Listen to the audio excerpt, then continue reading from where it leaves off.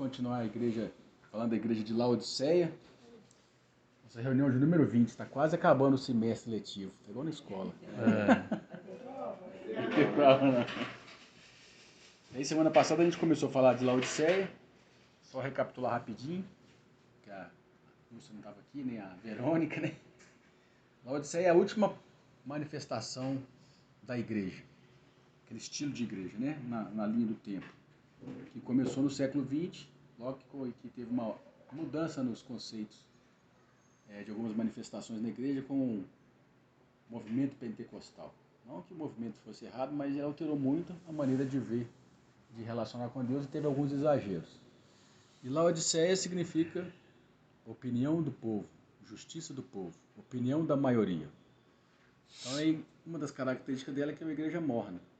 Então a autoridade na Laodiceia é o povo, é a maioria, o que as pessoas querem ouvir. Enquanto a autoridade em Filadélfia era o Espírito Santo, a autoridade em Tiatira era o sistema de padres e a autoridade no protestante é o sistema de pastores. Uma hierarquia. Então a Filadélfia que é a referência. Então a gente considerou semana passada algumas coisas, eu vou falar aqui de novo, mas vamos ler lá então o texto para a gente relembrar. Igreja de Laodiceia. Apocalipse 3, 14.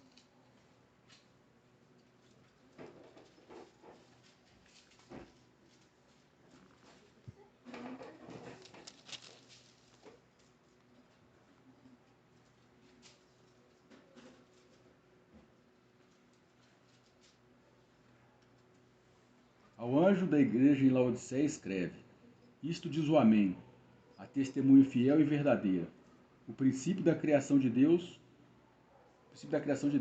Conheça as tuas obras, que nem és frio nem quente. Oxalá fora frio ou quente. Assim porque és morno e não és quente nem frio, vomitar-te-ei da minha boca. Porquanto dizes: rico sou e de nada tenho falta, mas não sabes que é um pobre, cego, miserável, desgraçado e nua. Aconselho que de mim compres ouro refinado no fogo, para que te enriqueças, e vestes brancas para que te vistas, e não seja manifesta a vergonha da tua nudez, e colírio, a fim de ungir os teus olhos, para que te vejas. Eu repreendo e castigo a todos quanto amo. Sê, pois, zeloso e arrepende-te. Eis que estou à porta e bato. Se alguém ouvir a minha voz e abrir a porta, entrarei em sua casa e com ele cearei e ele comigo. Ao que vencer, eu lhe concederei que se assente comigo no meu trono, assim como eu venci e me assentei com meu Pai no meu trono. Quem tem ouvido, ouça o que o Espírito diz às igrejas. Então, como a gente falou semana passada, a igreja de Laodiceia não tem nenhuma elogio, nenhuma aprovação. São repreensões e advertências pesadas. O diagnóstico que Jesus tem de Laodiceia é bem sério. Chama ela de morna, de pobre, de cega, de desgraçada, falta graça e nua. Então nós vamos considerar um pouquinho esse estado espiritual dela, que é um estado coletivo da época, mas que pode ser individual de cada um também. A gente viu que Laodiceia, ela existe porque houve a rejeição de Filadélfia, veio uma manifestação, uma revelação do que é ser igreja, através de Filadélfia. Uma igreja que não tem hierarquia, que Jesus é o centro, e que o amor fraternal, o amor entre os irmãos é que rege a convivência nessa igreja. Então, quando se rejeita isso, não tem como ficar indiferente a uma revelação de Deus. Você acaba indo o pior, você vira Laodiceia. Ou também você pode tornar Laodiceia tendo orgulho de ser Filadélfia. Tem uma revelação, como a gente falou semana passada, você conheceu como que é ser igreja, mas se orgulha daquilo, tem aquilo como bandeira e coloca aquilo como uma divisão entre você e os que não são. Então, é rico sou também. Apesar de conhecer tudo, nós não temos a realidade de Filadélfia. Então, Laodiceia existe porque Filadélfia foi rejeitada ou porque teve orgulho de se conhecer o que é Filadélfia. A gente viu semana passada. A Filadélfia foi boa. Foi boa. Mas se não permanecer nela, você vira Laodiceia. Ou se orgulhar de ser ela, vira Laodiceia. Porque é a que vem depois de Filadélfia. É uma reação errada a Laodiceia. Laodiceia é uma reação contrária a Filadélfia. Ou a reação de rejeição, uma reação de se orgulhar de que é aquilo. Né? Não adianta se orgulhar de ser Filadélfia. Tem que ser a realidade dela. Né? Não adianta ter só o nome, que entendeu que o protestantismo tem seus limites, o catolicismo, mas também não tem a realidade, só levantou uma bandeira. E tem só um nome também. E Jesus deu esse diagnóstico dela, que ela é morna. Por que ela é morna? Porque ela acha que é alguma coisa e não é. Nós falamos semana passada, uma coisa é você não ser, então você tem a condição de vir a ser. Se arrepender e de buscar Deus. Né? Se colocar na condição de, meu Deus, miserável eu que sou, eu não consigo ser aquilo que eu deveria. Mas além de não ser, ela acha que não é. Esse que é ser morno. Então não tem solução para ela, não tem condição dela se arrepender. E por causa disso, ela é pobre, só que ela se acha rica. Ela é cega, mas ela acha que vê, que entende tudo. Ela é desgraçada, mas ela acha que tem a graça de Deus, que está no caminho. Então, gente, desgraçado. E essa palavra desgraçada ficou meio pejorativa, né? Você vai chamar a palavra, a pessoa fala, ô, desgraçado. Mas em Gálatas 5:4 fala, separado estáis de Cristo, vós que justificais pela lei, né? Pelas obras da carne, da graça tendes caído. Tá vendo? Aquele que quer servir a Deus na carne, da graça tende caído. Aí fala, desgraçado, ficou meio pejorativo, né? A palavra desgraçado, mas desgraçado é aquele que quer servir a Deus na carne, no sentimento, na alma, e não no espírito.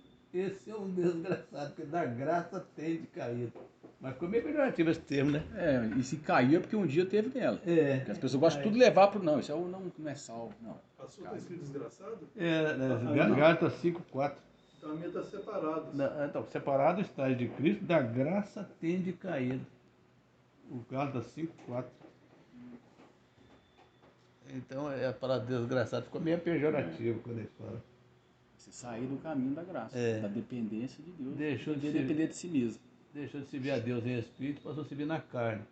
Aí da graça até de cair. Aí o cara pegou esse título aí de desgraçado, mas... Os mais velhos, né, os mais antigos, nem gostam que fale essa palavra. Essa palavra. Porque sabe. A Cléo lá em casa fala desgraçado, ela nem dói. Eu falo, cara, desgraçado é o desprovido de graça. Porque até inconscientemente eles sabem que é uma coisa forte. Eles não sabem da profundidade da coisa. É um negócio muito bravo. A própria palavra fala que não tem graça. Desprovido de graça, o caído já teve na graça e deixou a graça. Então, Jesus deu essa condição espiritual dela, de Laodiceia. E aí o que ele fala? Aconselho que de mim compres ouro. Então, para sair daquele estado de Laodiceia, tem que comprar, tem que pagar um preço. Comprar o quê? Ouro, não é qualquer ouro, refinado pelo fogo, para que enriqueças, para se tornar rico. Ô, quanto tempo aí? Oi, boa noite. Boa noite. Oi. Como é que vai, senhora? Tá boa? Bom. Bom Deus. Tudo bem? Como vai? Joia? Ok. Acho que é melhor para nós. Tem o sofá, tem beleza? Que bom ver a mamãe aí. No chão.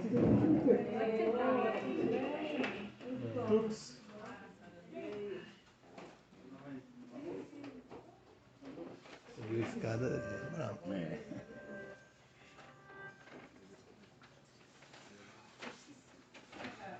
Então, para sair do estado de Laodiceia, tem que pagar um preço. Nessa Laodiceia, a Filadélfia porque um dia ela pagou o preço é para todo mundo. Então, a Laodiceia tem que comprar ouro refinado no fogo para enriquecer. Vestes brancas, limpas, para que não apareça a vergonha da tua nudez. E colírio, para que sejam ungidos os teus olhos, para que você possa ver. Isso é o que Jesus falou para Laodiceia sair desse estado dela, que é o estado pesado. Então tem que pagar um preço. Então vamos ver que preço que é esse. Eu conselho que de me compres. Quando a gente vai comprar alguma coisa, existe uma moeda de troca, né? Quando a gente compra alguma coisa, a nossa moeda é o real. Você tem que dar alguma coisa em troca para ter aquilo outro de volta. O que Jesus quer que a moeda que nós vamos dar em troca dessa riqueza, dessa veste branca, desse colírio? Vamos ver o que é esse preço que eu tenho que pagar. Vamos ler lá em Mateus 16.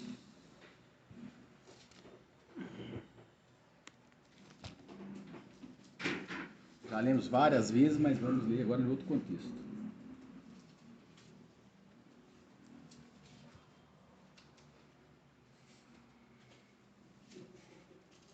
Então, Mateus 16, 24.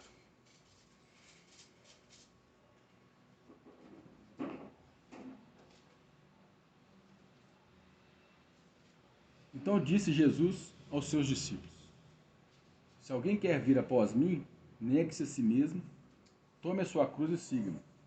Pois quem quiser salvar a sua vida, perdê-la-á. Mas quem perder a sua vida por amor de mim, achá-la-á. Pois que aproveitará o homem se ganhar o mundo inteiro e perder a sua vida? Ou que dará o homem em troca da sua vida? Porque o Filho do homem de vir na sua glória de seu Pai com seus anjos. E então retribuirá cada um segundo as suas obras. Aí tá bom. O preço, a moeda que eu tenho que dar nessa compra do ouro, das vestes brancas e do colírio, somos nós mesmos. É o que a gente chama de ego, o eu da carne. É isso que você vai dar em troco daquela riqueza aqui. Vou falar, com compras de mim, eu abri mão de mim mesmo. Do meu ego, do meu eu, da minha carne, que a Bíblia chama de carne. A gente sempre tem repetido isso porque é isso que é o Evangelho, isso que é a vida cristã. É essa troca. Meu eu pelo Jesus. Foi o que Paulo fez. Foi o que Paulo fez. E isso que quando a gente aceita, Jesus entra no caminho, nos é proposto. Agora tem que haver essa troca. Porque Jesus nos salvou da condenação do pecado, do inferno, né? Agora tem que nos salvar de nós mesmos. E esse é um processo que depende de nós. Depende da nossa reação a partir do momento que ele vai caminhando conosco. Salvar de nós mesmos. E a partir do momento que eu vou abrindo mão de mim mesmo, eu estou pagando o preço. A moeda é eu mesmo. O que é eu mesmo, né? Aí nós vamos pegar lá em Gênesis 3 para a gente entender um pouquinho o que é esse eu mesmo. A gente sempre fala isso, né? Eu morri, minha cruz, meu ego. E aqui Jesus fala salvar a sua vida. Que a vida aqui é psique no grego, né? Alma. Aquele que salvar a sua alma vai perder a sua vida. Gênesis, no começo de tudo, tem um princípio aqui que já falei algumas vezes, mas que eu gosto de repetir. Gênesis 3, 6.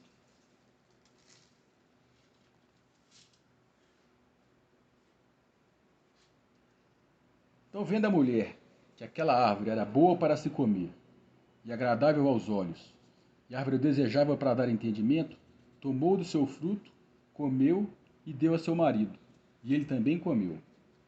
Então foram abertos os olhos de ambos, e conheceram que estavam nus, pelo que coseram folhas de figueira e fizeram para si aventais. Então, até aí tá bom.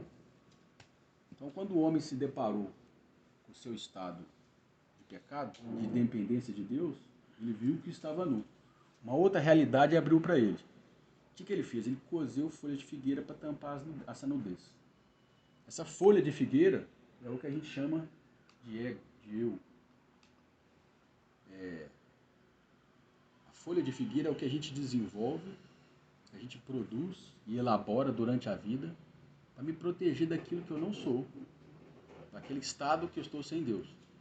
É o que a gente chama da nossa personalidade, nosso jeito de ser. A gente foi desenvolvendo isso no nosso jardim do Éden, que é cada família aqui. Dentro das nossas casas, o pecado foi desenvolvendo ali, foi manifestando ali. Então, por isso que criação é uma coisa muito séria. Não tem criação perfeita, porque todos os pecados destruídos estão da glória de Deus. E a partir das feridas do que eu vou vivendo, como o pecado, a natureza do pecado vai se manifestar ali no nosso jardim, eu vou desenvolver uma maneira de me proteger da minha nudez. A tal da zona de conforto? É a zona de conforto. Eu vou me proteger, eu vou criar a gente cria personagem, eu criei um eu, um falso eu, para me lidar com o meu estado. Aí tem uns que são mais agressivos, outros são mais passivos, mas no fundo eu estou querendo me proteger da minha nudez.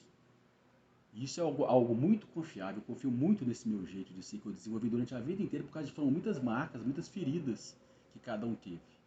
E a gente chama essa minha personalidade, meu jeito de ser, mas no fundo ela é motivada para se proteger da sua nudez. Nu é que falta alguma coisa.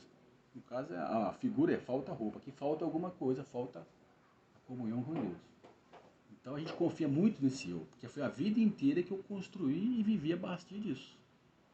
Quando Deus vem Agora, nesse processo de desentronizar, tirar ele do trono, do meio, tirar essas vestes de folha de figueira para pôr as verdadeiras vestes, que é a pele do cordeiro, é difícil. É aqui que é o preço a pagar. Eu abri mão do que eu entendo, das minhas convicções, das minhas proteções que eu criei, né, durante a minha personalidade. Proteger de quê? Do desrespeito, da falta de atenção, das minhas razões, da ingratidão, de ser honrado, de ser respeitado, de não perder, várias coisas. Aí entra lá da psicologia.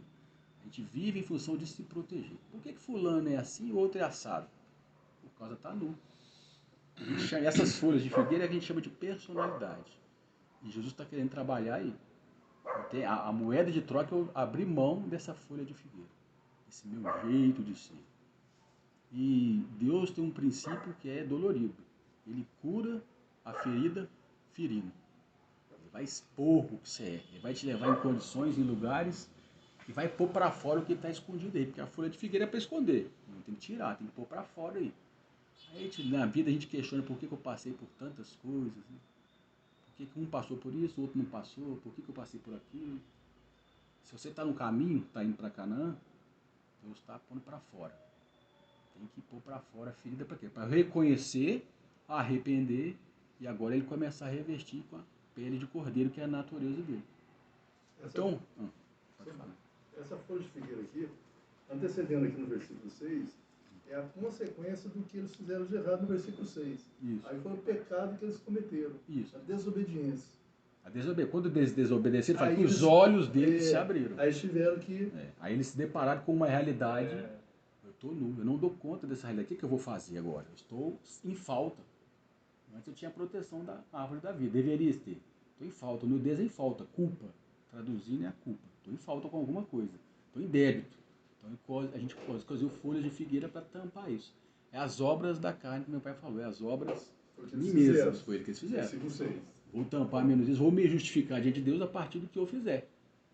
Isso é que o homem faz. Antes de ser salvo.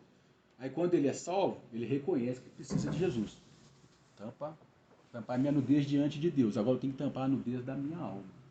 É um processo dessa troca aí que nós lemos aí em Mateus. A moeda é essa, eu abri mão da folha de figueira para que a pele de cordeiro me revista. A pele de cordeiro é a natureza de Jesus. Isso não é automático de que eu aceitei Jesus. De que eu aceitei Jesus, eu nasci de novo. E agora eu tenho que crescer e desenvolver a salvação, que é o quê? Colocar as peles de cordeiro, que Deus os vestiu de pele de cordeiro, mais na frente aqui. A folha de figueira não tampa a nudez. Ela não nos justifica diante de Deus.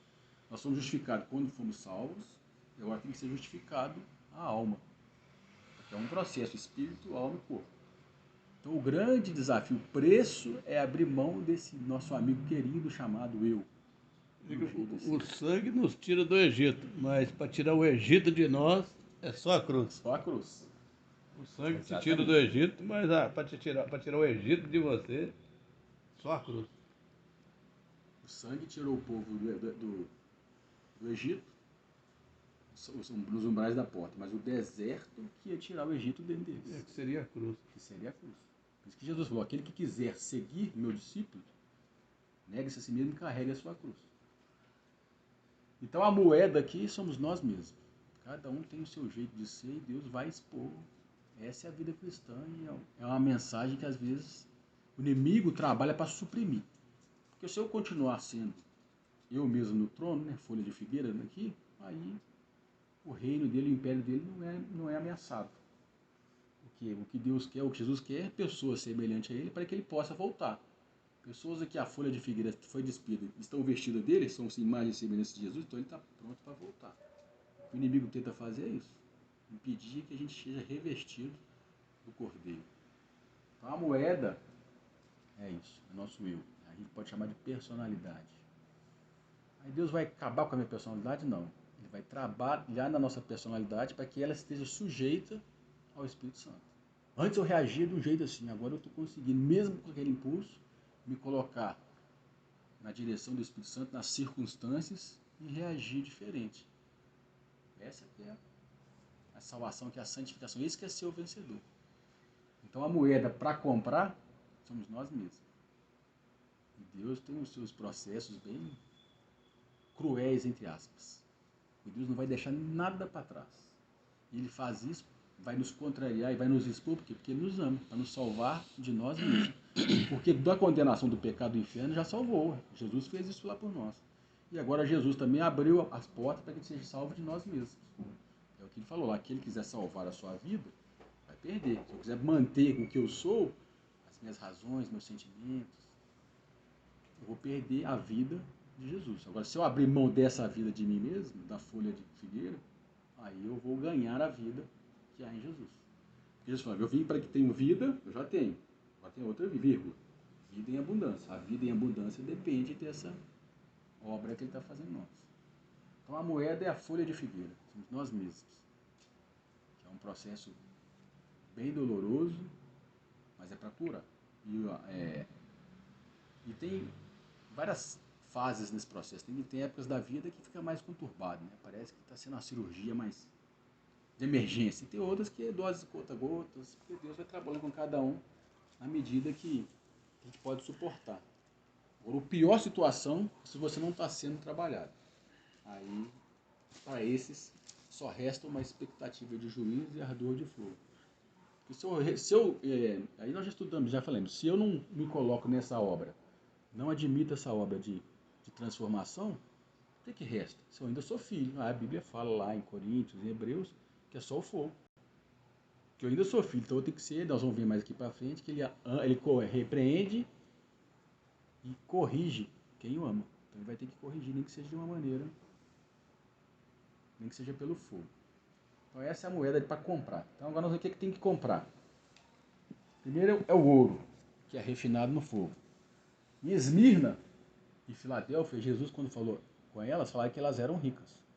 Esmirna era rica, que é a igreja do sofrimento, da perseguição, porque ela foi fiel mesmo diante da morte.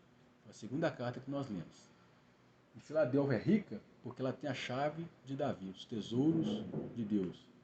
Ela é a igreja que expressa a natureza de Deus. A gente viu essas duas igrejas aqui. Então a riqueza está na fidelidade e no amor da Esmirna e de Filadélfia. Então isso que Laodiceia tem que comprar. A primeira coisa que ela tem que comprar é o ouro. E o ouro representa duas coisas na Bíblia. A primeira é a natureza de Deus. Porque o ouro não corrompe. A arca da aliança era toda revestida de ouro. Vários utensílios lá do Velho Testamento eram de ouro, porque apontava para a natureza de Deus. O ouro não perece, não corrompe. Então vamos ler lá em 2 Pedro 1,4.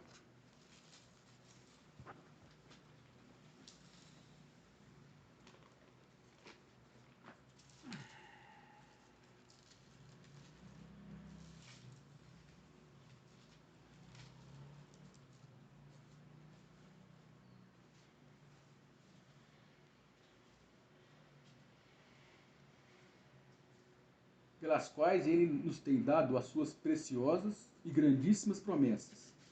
Para quê? Para que por ela vos torneis participantes da natureza divina, havendo escapado da corrupção que pela concupiscência há no mundo. Então, Deus quer que a gente torne participante da sua natureza. Salvos já fomos, agora está um processo de ter a mesma natureza de Deus. A riqueza de Filadélfia, quando a gente viu aqui, que ela expressa a natureza de Deus.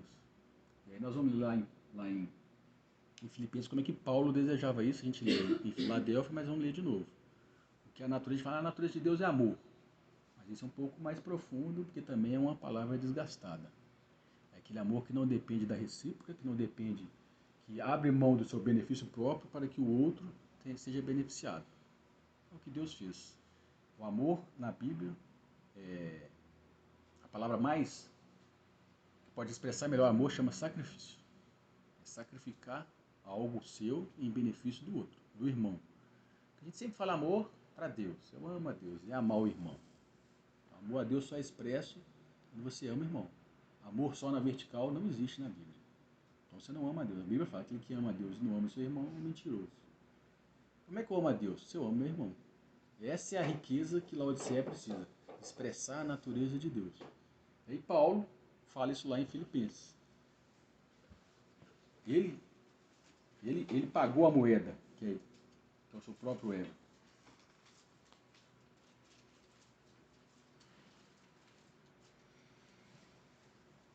Filipenses 3, 7.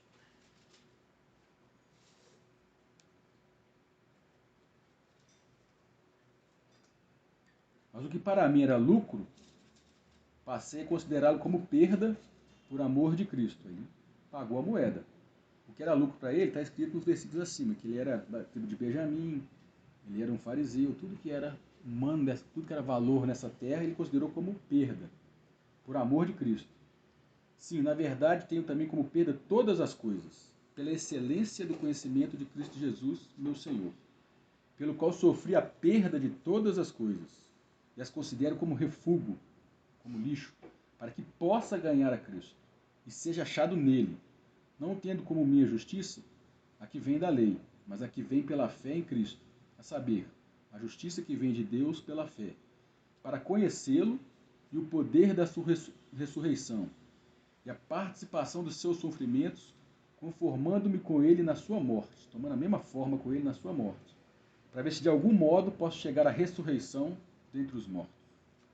A gente falou bem nisso em Filadélfia, mas que Paulo desejou essa transformação, ele usou a moeda, que era todas as coisas que era valor para ele, considerou como perda. Ele comprou, ele correu atrás de ter essa riqueza de quê? Ser conformado com a morte de Jesus. Ter o mesmo papel que Jesus teve de morrer por outros, ele queria e desejava isso, eu quero morrer por outros. Para que de alguma maneira eu possa alcançar a ressurreição dentre os mortos. A gente falou que tem a ressurreição dentre os mortos, que é a primeira ressurreição. É dentre porque alguns vão ressurgir e outros não vão.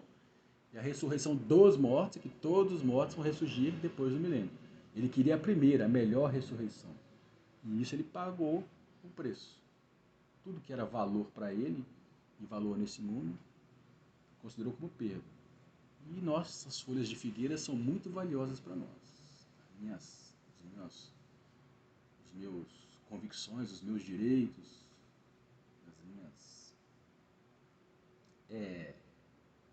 dói perder nós mesmos. Quando você está passando por um processo e Deus mostra aquilo que você está passando é para isso, você entende, vai ficar mais dolorido ainda. Mas aí que está o valor. Você abrir mão de uma coisa consciente é que é por fé. Quando você abre mão de alguma coisa porque não tem escape, porque não tem outra saída, tem que abrir mesmo. Mas quando Deus vai falar assim, você vai ter... Jesus poderia ter abrido mão da cruz lá no Getsemane. Mas ele falou, contudo seja feita a tua vontade. O Deus quer que a gente abra mão das coisas, de nós mesmos, conscientemente. Eu tenho uma chance de abrir mão ou não. Numa discussão com a esposa, com o marido, com o filho, com o irmão. Eu tenho razão, mas é melhor eu vou lá pedir perdão para a gente reagar. Estou dando um exemplo, para a gente reaver. Aí eu vou deixar isso passar para a gente poder caminhar junto. Conscientemente, não sei que eu estou errado, ou ele está errado, mas ele não consegue ver, então pela misericórdia de Deus eu vou engolir esse sapo aqui. Eu estou dando de detalhe pequeno, que a gente quer ver algumas coisas grandes, mas é assim que vai sendo transformado. Ser participante da natureza divina, que é tornar um filho legítimo, né? Que assim como Abraão teve 2 filhos, um era legítimo, o outro não era. Se estáis sem disciplina, sois então bastardo e não filho, né? Então, ser participante da natureza divina tem que pagar um preço. Repreende e castiga todo quanto ama. É porque o filho legítimo não é simplesmente que foi gerado ele é igual. A natureza divina é implantada nele, pagando esse preço aí. Ou Isso. então é Ismael, né? Ou então é Ismael. Que é o filho gerado da carne. Mas Paulo fala aqui também que não é pela justiça própria. Ele não buscou isso pelo esforço dele. Ele buscou isso à medida que, pela fé. O que quer dizer pela fé? A partir das coisas que Deus ia revelando, ia guiando ele ia reagindo. Eu sempre falo, a fé é uma reação. Eu agora não vou me esforçar para ter isso aqui não. A partir das coisas que Deus vai te levando, você vai reagindo positivamente a Deus ou não. A fé é uma postura. Você se posiciona naquilo que Deus te colocou. E aí, tem que ser uma fé provada, autenticada. A gente não vai no cartório autenticar um documento e mostrar que é original. Para Deus, uma fé original quando ela foi provada, passou por circunstâncias, você mostrou que realmente você é aquilo que aprendeu e que diz que é. Por isso que Deus põe provas e circunstâncias na vida. Não seja só uma teoria, está autenticado. Jesus foi autenticado, ele veio, amou muito a amar, ele amou. passou pelo Getsemane, pela cruz e morreu. Então, a fé dele é genuína. Então, a fé, também a fé provada, é também sinônimo de ouro na Bíblia. Tem uma parte que fala que ele é o autor e o consumador. É o autor e o consumador da fé. Ele foi o primeiro a ter fé. O pai falou para ele ir para a cruz. Ele foi lá no Getsemane, viu que esperava ele, suou até sangue e perguntou ao pai se podia ficar livre daquilo. Não, mas contudo seja feita a tua vontade. Então, por fé, Jesus foi o primeiro a ter fé. Por isso que ele é o autor. Por fé ele foi. Depois o pai o exaltou sobremaneira. Então aqui em Pedro fala da fé, provada como mais provada que o ouro, mas que perece pelo fogo. 1 Pedro 1,7.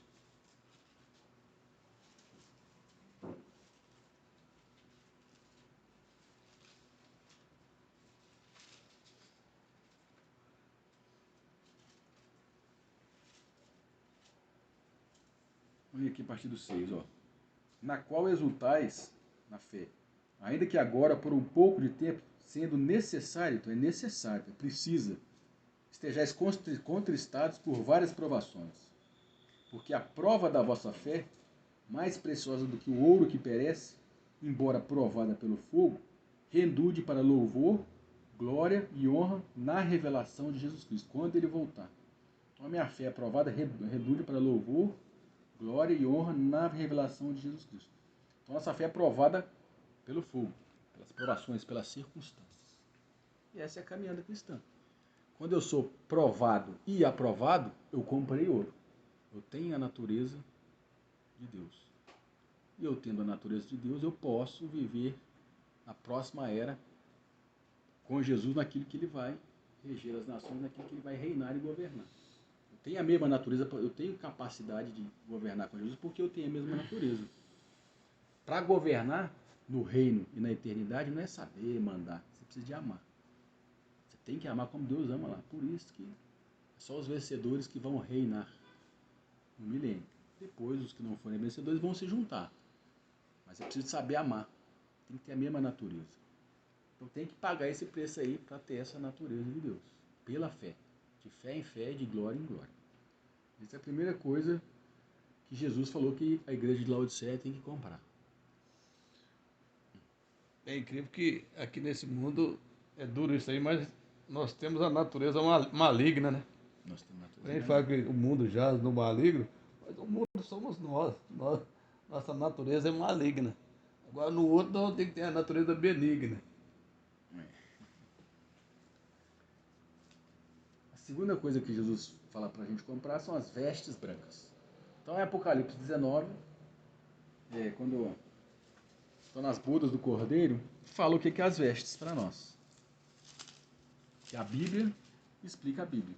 Não vou inventar o que é as vestes. A Bíblia vai falar o que é as vestes. Apocalipse 19, 7.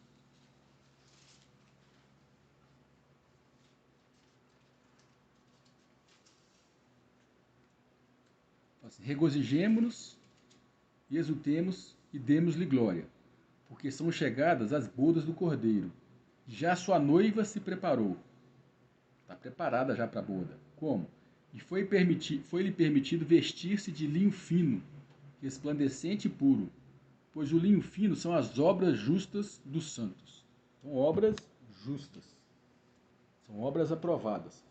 O que é uma obra não? O que é uma obra não justa? A justiça de Deus é pela fé. Toda obra que a gente faz de nós mesmos, ainda que bem intencionada, que não foi fruto de fé, é uma obra que para Deus não vale nada. Porque no fundo a motivação da obra que não é pela fé sou eu mesmo.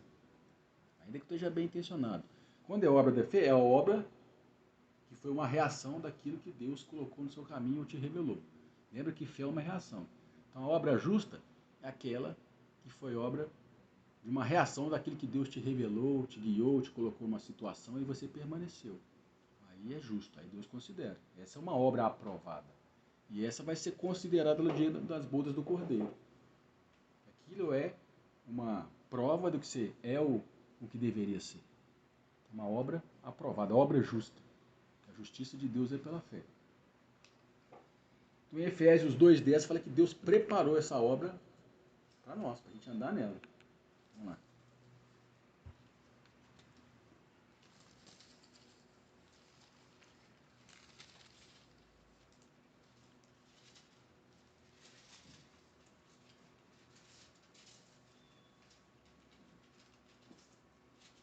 Efésios 2, vou ler a partir do 8, o famoso texto da graça, né? Porque pela graça sois salvos por meio da fé. E isto não vem de vós, é o dom de Deus. Não vem das obras, para que ninguém se glorie. Então é obra de mim mesmo, não vem das folhas de figueira. Porque somos feitura sua, criada em Cristo Jesus para boas obras, que é as obras de fé, as quais Deus antemão preparou para que nelas nós andássemos.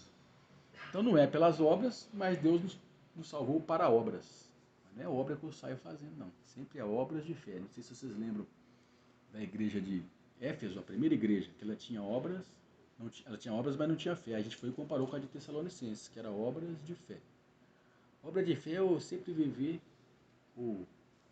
nas minhas reações baseado naquilo que Jesus nos revelou. Igual eu falei, dei o exemplo, às vezes, de um relacionamento dentro de casa, com os irmãos, eu vou reagir porque Deus me mostrou que eu tenho que abrir mão.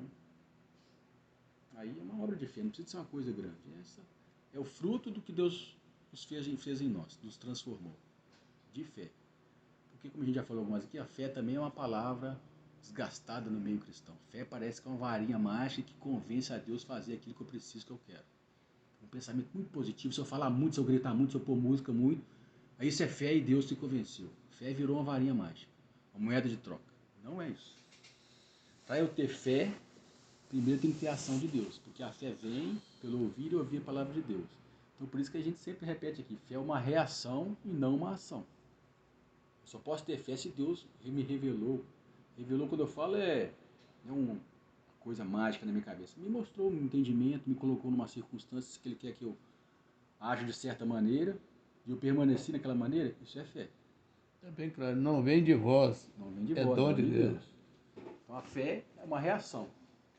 Então a obra de fé é Deus quer que a gente entre por fé. E isto é justiça. Porque quando eu exerço fé, eu estou abrindo mão de mim mesmo. Eu estou usando minha vontade, que é o livre-arbítrio, abrindo mão dela e dizendo sim para a vontade de Deus. Aí isso é justo para Jesus. Isso é justo para Deus. Isso Deus valoriza. Você tem uma vontade, você tem livre-arbítrio. Né? Que alguns aí até arrepiam quando falam essa palavra. Mas você tem liberdade. Deus deu sua autonomia. E você usa dela para Ele, aí Deus, e para isso Deus, a justiça de Deus é por isso. E aí, Adão não teve fé. Deus colocou duas árvores diante dele e ele escolheu a outra. Então ele não reagiu de maneira positiva, ele não teve fé. Jesus, que é o último Adão, teve a fé. Deus colocou a cruz e ele aceitou. Jesus aceitou a cruz. Então fé é reação. A gente não achar que fé, se eu tiver muita fé aí, as coisas vão fazer acontecer. Aí o que é fé? Pensamento positivo, as pessoas mais otimistas então vão ter fé e vão fazer as coisas acontecer. Não é isso não. 1 Tessalonicenses, que a gente falou, obras de fé que a igreja de Tessalonicenses tinha. E 1 Coríntios, que a gente leu várias vezes, vamos ler de novo, fala que existe dois tipos de obra. Uma é aprovada, que é de ouro, e a outra não é aprovada.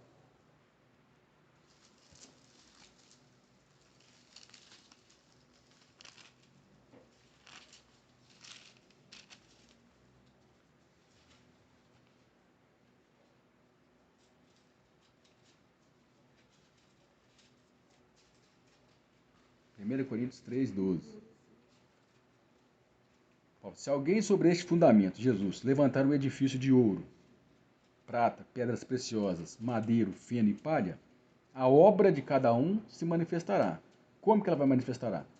Aquele dia a demonstrará, porque esta será revelada no fogo, nós já lemos aqui, e o fogo provará qual seja a obra de cada um. Se permanecer a obra que alguém sobre ele edificou, esse receberá galardão. Se a obra de alguém se queimar, porque não foi por fé, sofrerá ele prejuízo, não vai ter galardão, não vai ser um vencedor, mas o tal será salvo, todavia, como que pelo fogo. A gente já falou desse texto várias vezes, só para mostrar que existe dois tipos de obra. Uma é a de mim mesmo. Adão teve a obra da folha de figueira, Deus foi lá e cobriu ele com as peles de cordeiro. A nossa obra só é contada para Deus aquela que foi fruto de uma reação daquele que Ele nos revelou. Não adianta ter pensamento positivo, ser determinado. Para aqueles que têm uma personalidade mais determinada, mais ativa, estão bem com Deus. E os passivos ou os mais tímidos estão perdidos. Os mais melancólicos, não vai dar tudo errado, porque a gente entende que fé é uma coisa mais positiva, e não é isso. Então esse é o segundo elemento que Jesus pede para a igreja de Laodiceia comprar. Vestes brancas, obras aprovadas, um caminhar fruto do relacionamento com o Espírito Santo, não fruto das minhas boas intenções, do meu entendimento. E a última coisa que Jesus fala para comprar é colírio para ungir. Quando a gente lê o colírio para ungir os olhos, para que eu possa ver. Quando a gente leu em Gênesis 3:6, a gente leu lá, fala que quando Eva comeu o fruto e deu para Adão, os olhos de ambos se abriram.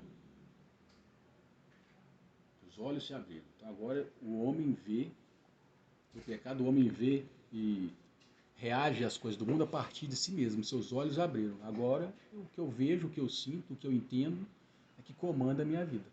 Os olhos foram abertos. E aí Jesus, num diálogo com os fariseus, fala, porque eles viam, eles estavam cegos.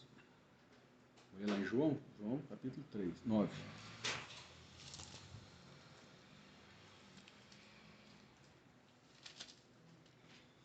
Que é o episódio que Jesus cospe no chão, faz barro, né, e cura um cego de nascença. É no versículo 39.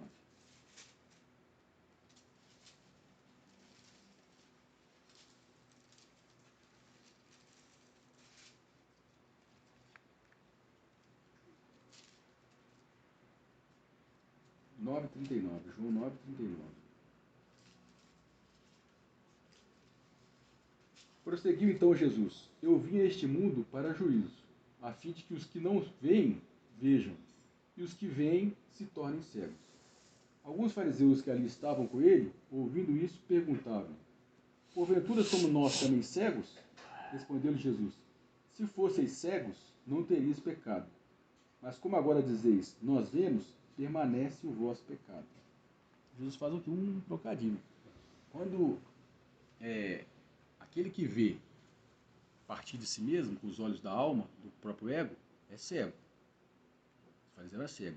Agora, quando eu vejo com os olhos do Espírito, aí eu estou cego para o mundo, mas enxergo na ótica do Espírito Santo, na ótica espiritual. Então, visão, enxergar é ter discernimento, ter visão. Entender as coisas com a mente do Espírito. Com a mente espiritual. Ter discernimento e visão. Isso é ver, enxergar. E Laodiceia não enxerga. Ela não enxerga nem a si mesma, nem o que está ao redor. É o estado de embriaguez, igual a gente falou semana passada. A pessoa que está embriagada, ela não tem consciência de si mesma, nem o que está acontecendo em volta. E ela acha que tem. Não estou bêbado não. Que isso, só tomei uma. E assim é Laodiceia. Então ter discernimento e ter visão. Porque ver é uma coisa, ter visão é mais profundo.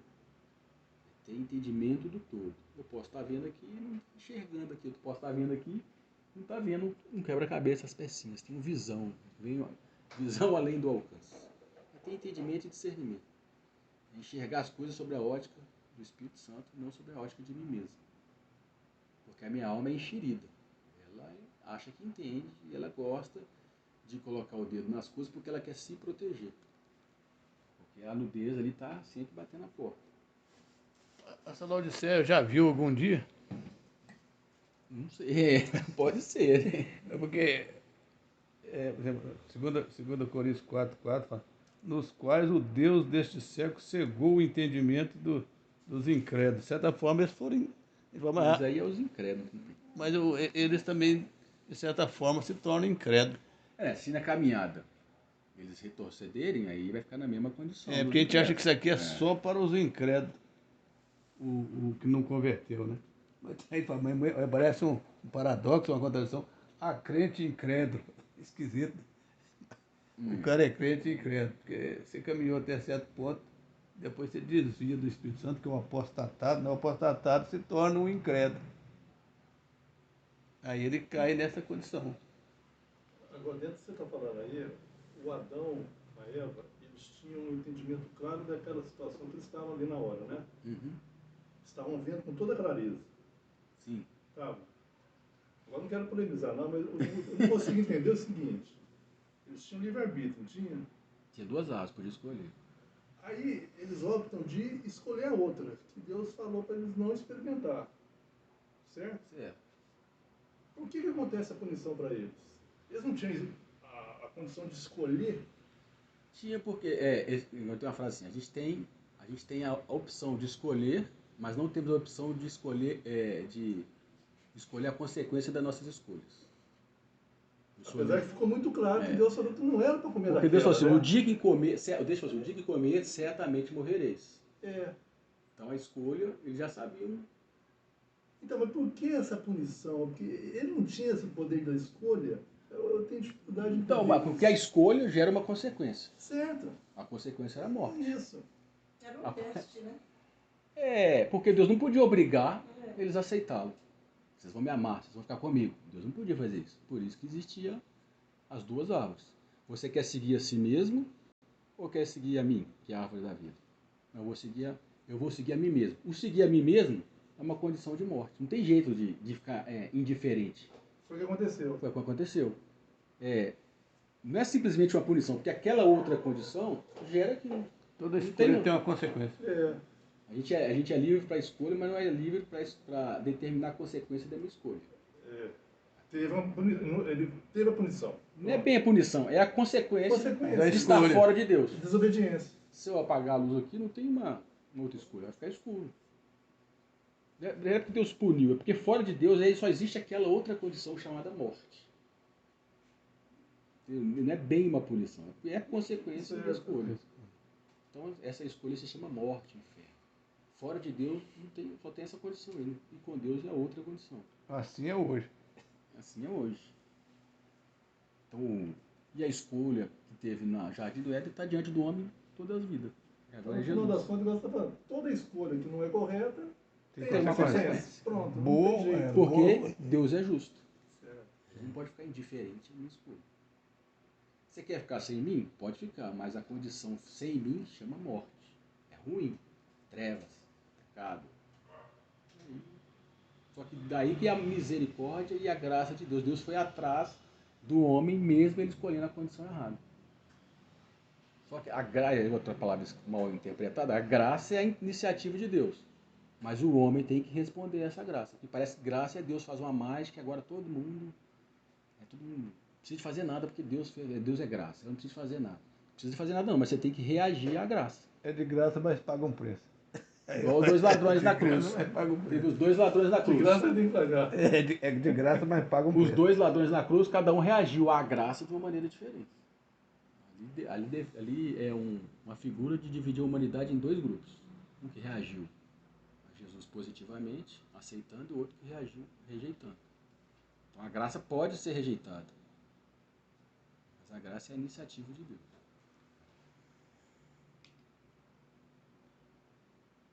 Então vamos ler só de Efésios ali, que é 1:16. Que é essa unção de ungir os olhos no entendimento. Agora, eu fico pensando nessa questão assim, de Adão e Eva, é que assim, se não existia a possibilidade do arrependimento, será que se eles se arrependessem, será que se eles pedissem perdão, teriam mudado os planos? Ou, sabe, como que seria o destrinchar disso? Ou Deus já sabia que eles não iam se arrepender? Sabe, como que, né, a gente fica pensando assim, né, tá, então sai do jardim, pronto, tá bom, aceitou, tranquilo, eu ia chorar horrores, pedir perdão. Não, eles devem ter ficado amados, bem. Mas arrependeram. Eles arrependeram. Eles devem ter ficado bem assim, amargurados da besteira que fizeram. Imagina, você já viu um filho matar o outro filho? Foi consequência do que nós fizemos. Um matou o outro filho e já começaram a ver a consequência do que era sair da Jardim do Éden e de comer da árvore do conhecimento do bem e do mal. Vamos supor que eles não tivessem. Mas a árvore da vida e a árvore do conhecimento do bem e do mal ia continuar ali. Aí Caim e Abel continuaram. Tudo até chegar em mim. Eu comi a árvore do conhecimento do bem e do mal. Jesus ia vir. Porque uma alma vale mais que o mundo inteiro. Então, é sempre a escolha estar adiante. Deus já sabia que ele Já ia sabia. pisar na bola. Já sabia. Ele criou sabendo. Deus Mesmo assim, ele não fugiu da batalha. Se eu criar e for rejeitado, Como é que nós vamos fazer? Já tem o plano dele, né? Ah, nós vamos morrer por eles. Eu vou mandar meu filho. Eu falei, eu vou morrer por eles. Por isso que Deus amou o mundo. Por isso que fala que o Cordeiro foi imolado antes da fundação do mundo. Aí tem gente que gosta de viajar aí, né? Mas foi imolado antes da fundação do mundo, que lá no coração de Deus já estava preparado. Deus não foi pego de surpresa, nem por Satanás, a rebelião de Satanás, Deus não pegou de surpresa. Porque o amor não foge de ser rejeitado. E se Jesus tivesse vindo, já falei, e ninguém tivesse aceitado, Deus amou o mundo de tal maneira. E amou, e ele continua amando, e o mundo ia continuar na condição sem Deus, que chama inferno e morte. E Deus continua sendo amor. O que ele ia fazer depois, não sei, mas Deus não foi pego de surpresa, Deus é amor. Com pecado, sem pecado. O amor age. O amor agiu, foi atrás. Então foi como ela falou ali, se Adão e Eva implorassem para Deus, nossa, nós fizemos uma coisa muito errada, se desculpe, ele poderia mudar essa situação? Só que os olhos dele se abriram, né? Aí teria que agora ele ia gerar pessoas conforme a natureza deles. E para corrigir isso aí, Jesus tinha que vir. Porque quando Adão e Eva foram colocados no jardim do Éden, eles não eram perfeitos. A gente tem essa ideia que eles eram perfeitos. Eles eram como se fossem um terreno virgem. Eles tinham que alimentar da árvore da vida. O que é alimentar da árvore da vida? Tinha que ter a comunhão com Deus para ter a natureza de Jesus. Só que eles iam ter esse processo numa condição boa. Nós temos uma condição ruim.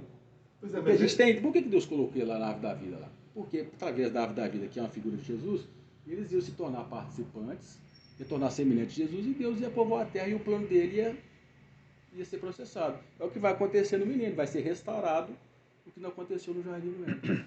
Pessoas à imagem e semelhança de Jesus. Essa imagem, sendo Jesus, chama noiva de Cristo. Só que não deu tempo. O primeiro casal já deu errado.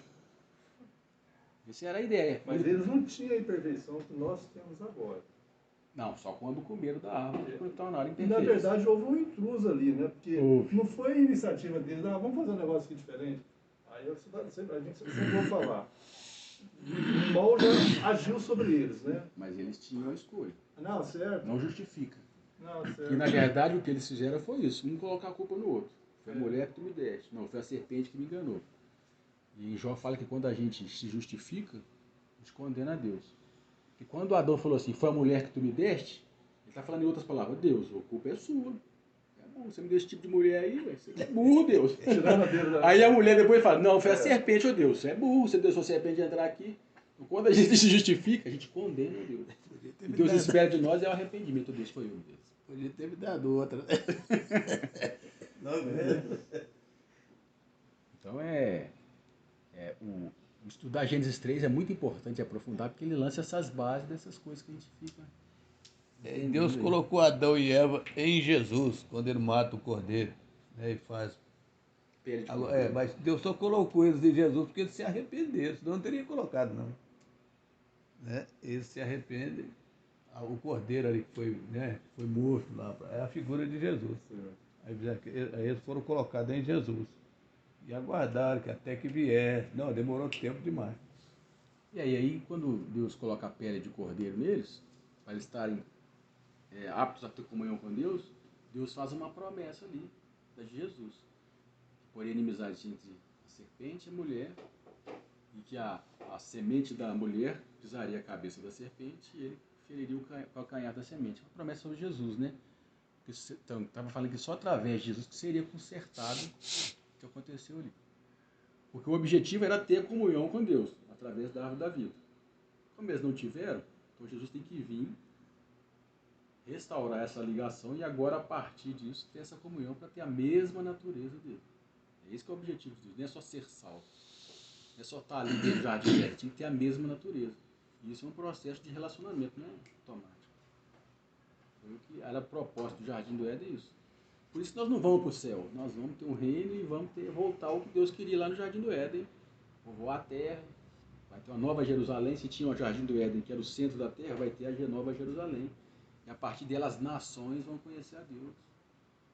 Através da igreja, da noiva e do cordeiro.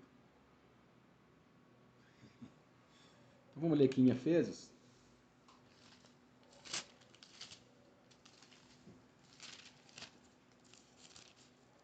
1,16. 1,16.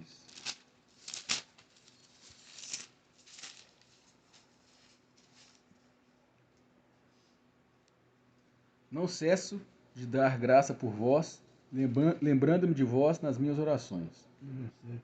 Agora no 17. Para que o Deus de nosso Senhor Jesus Cristo, o Pai da glória, vos dê o espírito de sabedoria e de revelação no pleno conhecimento dele, sendo iluminados os olhos do vosso coração, para que saibais qual seja a esperança da sua vocação e quais as riquezas da glória da sua herança nos santos. Então a gente tem que ter iluminado os olhos do nosso coração para que sabe qual que é a esperança da minha vocação. Acabamos de falar aqui. Qual que é a esperança da minha salvação? Me tornar a noiva do Cordeiro, sentar com ele no trono, que é a promessa para a Laodiceia, reinar com ele, Deus ser conhecido e manifestado no milênio e na eternidade. A gente não tem muitos detalhes de como vai ser. Esse é o plano do Pai, ter uma família de filhos semelhante ao seu único filho. E assim ter uma comunhão e ter uma família de vários filhos semelhante ao filho unigênito do Pai. Aí o plano original de Deus vai ser restaurado. Para a gente ter essa esperança, nossos olhos, nosso entendimento, a gente tem que ver na ótica de Deus. Precisa ter esse espírito de sabedoria e de revelação.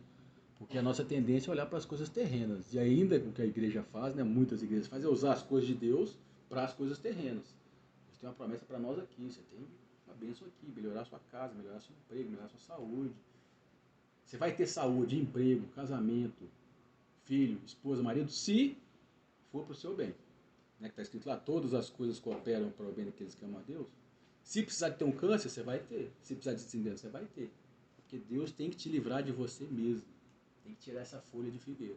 Esse é o verdadeiro evangelho. E Paulo fala que se for outro evangelho além desse, que seja maldito. E o diabo trabalha para pregar outros evangelhos aí na igreja. Vamos fazer vários movimentos para melhorar minha autoestima, para mudar o Brasil. Aí muda todo o foco. Não, vai ter uma esperança aqui que o Brasil é do Senhor Jesus e o Brasil vai melhorar. Não sei onde está escrito na Bíblia. Só vai melhorar quando o reino vir, quando o rei lá de cima vier. Pelo contrário, vai piorar e muito. A gente vai chegar ainda nos estudos do Apocalipse mais para frente. Porque precisa que piore. Precisa que seja expresso o que o mundo quer, o que o diabo quer. A gente já sabe o que ele quer, mas vai ser expresso. Vai ser traduzido em atos, que é através do anticristo. Vai ser expresso o que a igreja quer no fim dos tempos, né? Quem que vai ser vencedor, e vai ser expresso tudo. Aí Deus está expresso. É testemunho para que eu possa fazer justiça. Então, igual você falou, vai ter uma piora, né? Vai. Nós vamos ler ainda, nós vamos chegar lá. Agora, só fazer uma colocação aqui, aproveitando que você falou do Efésios, você comentou agora há pouco que Deus não foi pego de surpresa, né? Ele sabia tudo que ia acontecer, né? E já trabalhou para a vinda de Jesus, né? Uhum. Aí a gente olha aqui em Efésios 1, versículo 4, capítulo 1, aí fala, né? Como também nos elegeu nele antes da fundação do mundo, para que fôssemos santos e irrepreensíveis diante dele em caridade. Em amor. Quer dizer que isso aqui já estava determinado antes do mundo existir, né? Isso. Quando Jesus vem, Jesus vive toda aquela situação, né? Aqueles 33 anos dele, né? Uhum. E ele morre, né? Ele morre fisicamente e ressuscita, né? Isso. Aí você vai concordar comigo que ele tinha que morrer. Havia necessidade dele morrer. Ele escolheu. Não foi obra do acaso, não. Assim, não, tinha ele que escolheu morrer. Ele escolheu morrer o quê? Por amor a nós. Porque se ele não morresse, a gente ia permanecer morto. E morto é separação. Então, aí que tá. Nessa morte dele, você concorda que isso abre uma condição para nós ressuscitarmos também. Isso. Porque se ele não ressuscita, a gente não ia ter condições de ressuscitar também. Exatamente. Né? A gente não ia ressuscitar por conta nossa. Ele conseguiu ressuscitar. E aí ele abriu essa condição para nós. Isso mesmo. Esse é o evangelho, a boa nova. E Jesus ressuscitou por quê? Igual eu já falei, né? Não é porque ele é filho de Deus, não. Ele ressuscitou porque ele não pecou. Não é porque ele é filho de Deus, então Deus manda de tudo, vou lá ressuscitar meu filho. Não. E limpou os nossos pecados. Ele ressuscitou porque ele não pecou. Por quê? A Bíblia fala que o salário do pecado é a morte. Se ele não pecou, ele não podia ficar morto. Seria injustiça. Então eu vou te tirar daí, já que você não pecou. Então não é simplesmente porque ele é o filho de Deus, não entendeu? Fica parecendo que ressuscitou porque ele é o filho de Deus, então eu mando nisso tudo aqui, eu que sou o maior, vou lá tirar meu filho dessa condição. Não. Deus não ultrapassou nada, não. Mas como Jesus não pecou, ele não podia ficar morto. E aí ele venceu a morte porque não pecou. E todos que estão nele também estamos vencendo a morte dia a dia. O segredo é vencer a morte. A morte não pôde detê-lo, ele venceu a morte. Então, Ele não sofreu corrupção, né? O Nenhum. corpo dele não entrou em processo de... Por que não entrou? Porque ele não pecou. Ele foi puro o tempo todo. O corpo não sofreu o processo de apodrecimento, né? E nem a alma podia ficar lá na região dos mortos. Isso. Porque ele não pegou, né? É justo. Aí o Pai Deus o ressuscitou e o exaltou sobremaneira. Aí é o que você falou, né? Ele, naquela hora que ele estava lá, que ele suou sangue e tal, ele, né? Se possível, né? Faça de mim esse cálice. Mas que seja Contudo, feita a seja feita a vontade, vontade. que era a vontade de Deus. Por amor a nós. Isso. Essa é a vontade dele. Exatamente. Então, o colírio é esse espírito de sabedoria e revelação, para a gente ter olhos sobre a ótica de Deus. Tudo que nós estamos falando aqui é a ótica de Deus. Isso aqui nós estamos falando, que você acabou de falar, e nós estamos olhando com os olhos espirituais. E igual eu falei, às vezes, Laodiceia não vê com os olhos espirituais, vê as coisas aqui na terra. Pega as coisas da Bíblia e traduz para as coisas terrenas. Para minha bênção aqui, para melhorar minha vida aqui, tudo aqui. Sendo que aqui agora não tem nada, né? Quando eu estava conversando com meu pai, Jesus não tinha nada. Ele só tinha cruz, não tinha onde ser enterrado, não tinha onde se nascer, ele não tinha nada, tudo era emprestado. Coisa que ele tinha cruz. Então aqui também a gente não tem nada, nós só somos peregrinos neste mundo, estamos de passagem. Mas quando ele voltar, aí sim, nós vamos estar como reis e sacerdotes. Aí vai chegar a vez daqueles que morreram, para poder ter vida. Daqueles que não morreram, o ego, aí eles vão ter que passar por um processo. Essa é a mensagem do Evangelho. Porque eu já falei que o Evangelho ficou resumido a não irmos para o inferno e irmos para o céu. Ficamos só em Sardes, reforma, somos salvos pela graça. E parou aí. Não, tem um processo, e tem condição e tem consequências, mesmo sendo filho. se todavia, estando vestidos, não fomos Achados achados nu. 2 Coríntios 5, Pode ler. 5:3, né? Por isso também, um deu 2 antes também, né? 5, 2, 3, 4, 5. Vamos ver aí, verso 2, 3. E por isso também gememos, desejando ser revestidos da nossa habitação, que é do céu. Aí tem uma condição, né? Se todavia, estando vestidos, não fomos achados nu. Isso. É o que Laodiceia está, nua. Pode ser, está nu. Se ela estiver nua, ela não vai ser revestida aqui do novo tabernáculo que está escrito aqui. Eu não tenho. Como é que é? Eu esqueci. Nós vamos ser revestidos da nossa vida. Se você não tem vida, está nu, como é que você vai ser revestido? Mas aí vai descambar por esse assunto. Mas como é que vai ficar? E aí, né? Aí outros assuntos. Então é isso. Comprar o ouro, as vestes e colírio para ver. E o preço somos nós mesmos. Jesus fala assim, sê pois zeloso e arrepende-te. Então ele exorta. E tem um tempo para isso. Todos temos um tempo para isso. Vamos ler em Mateus 25? Que a gente viu que teve gente que chegou atrasada.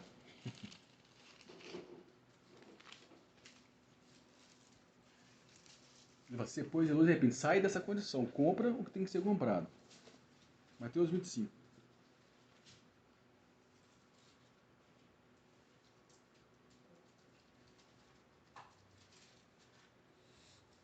Então o reino dos céus será semelhante a 10 virgens que, tomando as suas lâmpadas, saíram ao encontro do noivo. 5 delas eram prudentes, e 5 delas eram insensatas, e 5 prudentes. Ora, as insensatas, tomando as lâmpadas, não levaram azeite consigo. As prudentes, porém, levaram azeite em suas vasilhas, juntamente com as lâmpadas. E tardando o noivo, demorou, cochilaram todas e dormiram. Todas dormiram. Mas à meia-noite ouviu-se um grito. Eis o noivo, saí-lhe ao encontro. Então todas aquelas virgens se levantaram e prepararam as suas lâmpadas. E as insensatas disseram às prudentes, dai-nos do vosso azeite, porque as nossas lâmpadas estão se apagando. Mas as prudentes responderam, não, pois de certo não chegaria para nós e para vós. E diante aos que vendem e comprai-a para vós. E, tendo elas ido comprá-la, chegou o noivo, e as que estavam preparadas entraram com ele para as bodas, e fechou-se a porta. Depois vieram também as outras virgens e disseram: Senhor, Senhor, abre-nos a porta. Ele, porém, respondeu: Em verdade vos digo, não vos conheço. Então, o tempo de compra, existe um tempo determinado pelo Pai para a gente comprar, a gente adquirir essa riqueza, essa veste e esse colírio, que é a santificação, a transformação das nossas vidas. Existe um tempo. É o que está escrito em Gálatas 4, versículo 1, 2.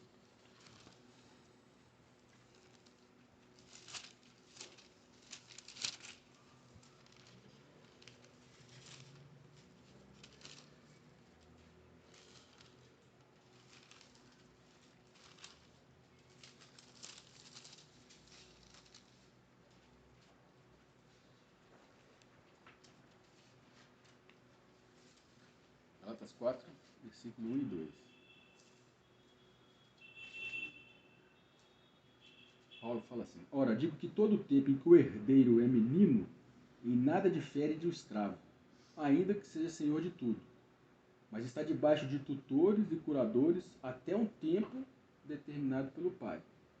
Nós somos herdeiros, somos salvos. Mas a minha condição de criança tem um tempo. Deus coloca tutor, curador, coloca gente para cuidar do menino para ele se tornar um herdeiro capaz de administrar a herança do pai. Mas tem um tempo determinado, até um tempo determinado, ele está debaixo de tutores e curadores. Então a gente não pode ser bebê, menino, criança o resto da vida. A vida espiritual, a vida do cristão tem que ser desenvolvida e me tornar maduro, para que eu esteja apto a ser um herdeiro e administrar a herança do pai. Então existe um tempo determinado pelo pai para tutores e curadores.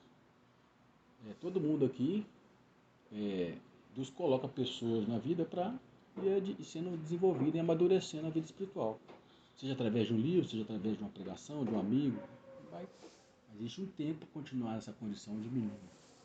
Porque para herdar os tesouros e a riqueza e a herança do pai, você tem que ter responsabilidade de saber administrar aquilo, senão você quebra, para a gente entender. Senão entra falência. Então, Deus está preparado. Não está preparado, essa herança vai vir no reino e lá na eternidade. O que é estar preparado? Tem que saber amar. Tem que ter a mesma natureza de Deus. Tem que lidar com as pessoas e as pessoas conhecerem a Deus através de você. Por isso que esse preparo é agora. Vou me manifestar como rei e sacerdote depois, de acordo com o que tenho sendo trabalhado aqui. Então, Jesus, você foi zeloso e arrepende. Sai dessa condição. Zeloso é cuidadoso. Leva isso a sério e arrepende-te. Porque existe um tempo. Porque quando o noivo vier e achar as virgens sem óleo, elas vão ficar do lado de fora. Não vai participar das bodas. E elas foram comprar, não dava mais tempo, não. Então esse é um alerta que Jesus faz a Laodiceia. E ele fala que repreende e castiga todos quanto amam. Mesmo que a Laodiceia permaneça assim, ele ama ela. Ele a ama. Então ele repreende, mas também castiga. Repreender é chamar a atenção. Agora castigar é infligir alguma coisa para que ela se torne na condição que deve ser. E até aquela imagem ali é bem forte, né? A gente imaginar Deus repreendendo e castigando alguém, os filhos, foi o que Jesus fez lá. Quando chegou no templo, os mercadores estavam lá, fazendo do templo uma feira hippie, cheia de comércio lá. Covil. Um covil de ladrões. Não é muito diferente de hoje, não, mas... Tem sinagoga de Satanás e tem covil de ladrões. Covil de ladrões. Mas aí acho que semana que vem a gente termina. Porque acho que já deu falar bastante. E a gente fecha semana que vem Laodiceia e fecha o semestre letivo. Aí depois sai Fechado. Aí nós vamos fazer um intervalozinho, porque final de ano as pessoas viajam, né? É bom descansar também. É bom que deu certinho, porque a gente falou de Apocalipse 1, 2 e 3. Fala bastante das 7 igrejas. E aí nós vamos entrar agora Apocalipse 4 e 5. O que vem depois das 7 igrejas?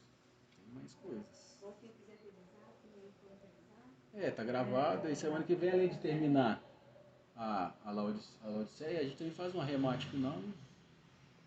Semana que vem começa no capítulo 4. Né? Amém. Vamos orar?